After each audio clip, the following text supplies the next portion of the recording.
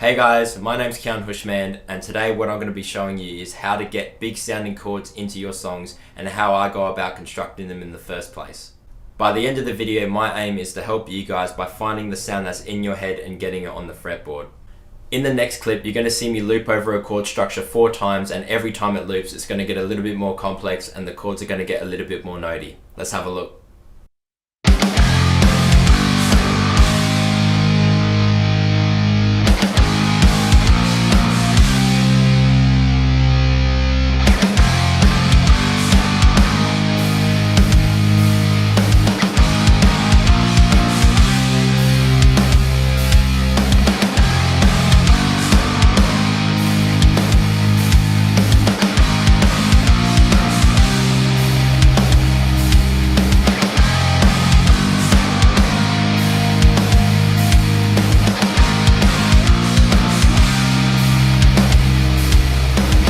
So before we start, I just wanted to say if you guys like the video at any time, feel free to leave a like and a comment on anything you see or hear. And if you want to see more tutorials like this and how to improve your playing and your songwriting, definitely subscribe because I will be doing more tutorials like this in the future. Hopefully by the end of this video, you guys get a sense of how to go from this to maybe a chord like this. Just a little disclaimer before we start, this whole video is going to be in drop tuning, whether it's drop A, B, C, it doesn't matter. Right now we're in drop C on my Jackson Houshmand HD6, which is strung up with 11 to 56s by the Dario NYXL. And you can apply any of the things that I teach you in this video to any tuning, but basically if you want to just follow along with the video, definitely get a drop tune guitar. Just to quickly break down that beginning song, in the first iteration you heard just the basic 1-finger bar chord. In the second loop, I added a note that was 2 frets above the bass chord. So if the bass chord was on 5, 2 notes above that is on 7 on the G string. And then applying that 2 frets apart on every chord.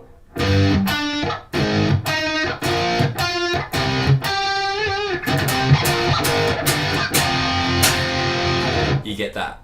On the third loop, I added the harmonies of those added notes. So these notes here. Adding the harmony.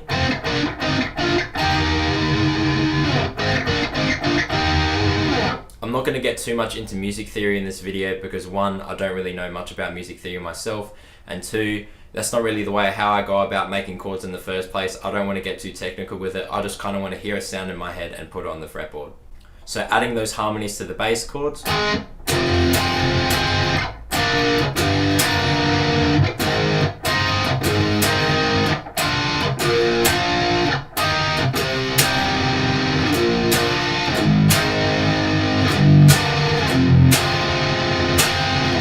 And then on the 4th and final loop, it was basically just me seeing how extravagant I could get with the chords with no real kind of purpose or anything. So the first one was the second one, third one, 4th one, and then the 5th chord.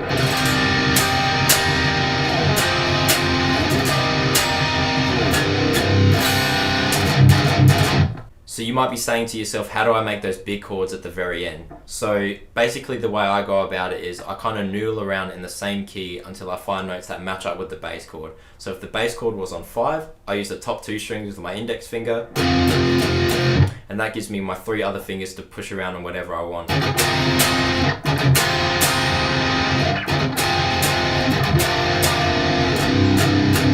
I'm not going to get too much into how to play the scales of whatever I'm playing because I don't even know that myself. But basically, if you just noodle around on the fretboard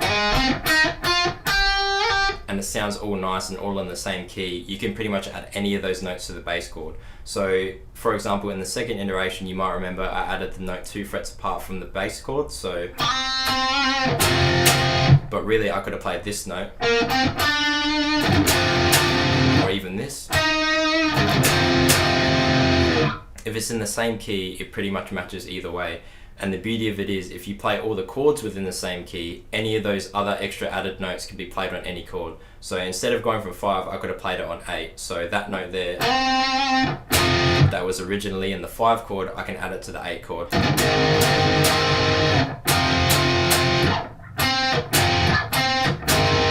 Or the 10, or the 7. or even the 0. Like I was saying before with the noodling, basically what I'm doing is I'm just running around on the fretboard until I find a melody that I like. For example, it's in the same key as whatever I was playing before.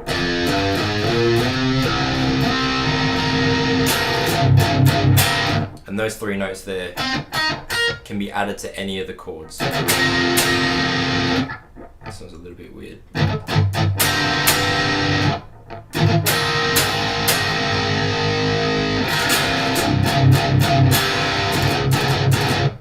And basically that's just the whole gist of it, just kind of running around on the fretboard until you find little things that match and then adding it to the bass chord.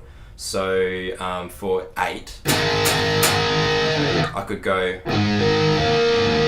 that's a chord, add a step further, add another finger into it.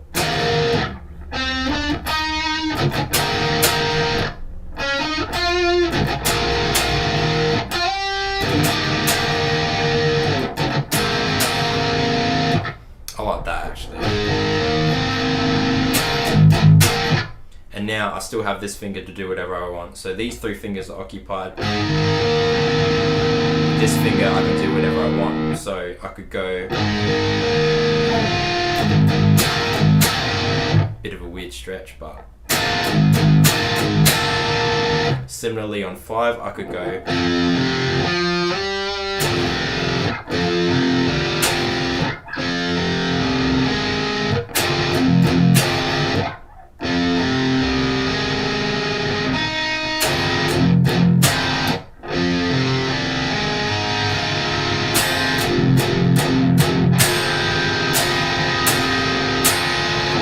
and that's basically it in a nutshell. So it's pretty much just practicing playing the same notes within the same keys, then adding them all together to kind of get a big sounding chord. When you play 0 as the bass chord, there are so many things you can do within that key. You can just pretty much just go up and down the whole fretboard, and as long as it's in the same key, it'll match.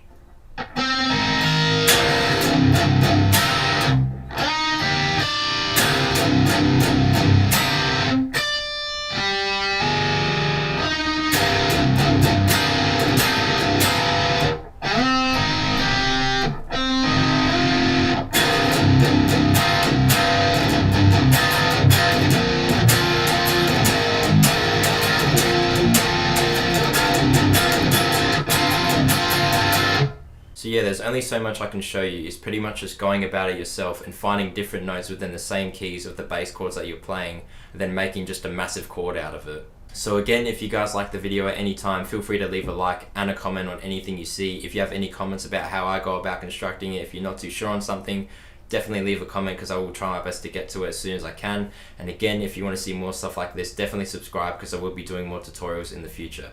Hopefully by the end of this video you kind of got an idea of how I go about constructing my chords and how I go about adding different kind of notes within the same key in relation to the bass chord that I'm playing to make a massive chord. There's only so much I can show you. You just have to practice it yourself and do it with whatever key you're in. For example, if we were in the key of that kind of 0, 2, 4 Mark Holcomb feel,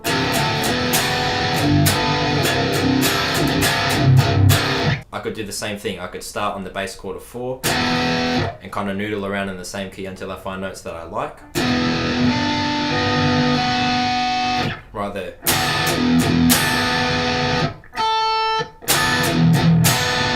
Just adding little variations between the notes you're playing within the chords also just makes it a little bit more exciting. You could go from... But yeah, until next time, I'll catch you guys later. Thank you so much for watching. Ciao.